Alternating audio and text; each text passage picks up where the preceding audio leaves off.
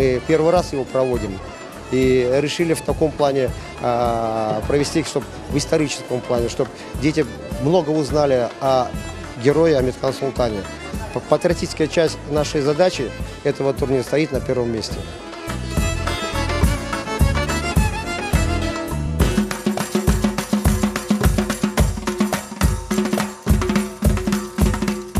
Я хожу 4 года.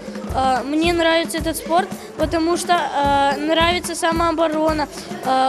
Хорошо преподают учителя, хорошие учителя, добрые, никогда не сердятся. Даже если ты проиграл, они поддерживают и говорят, в следующий раз выиграешь. Он придает силы, выносливость. Я могу постоять за себя. Я выиграл, меня все поддерживали.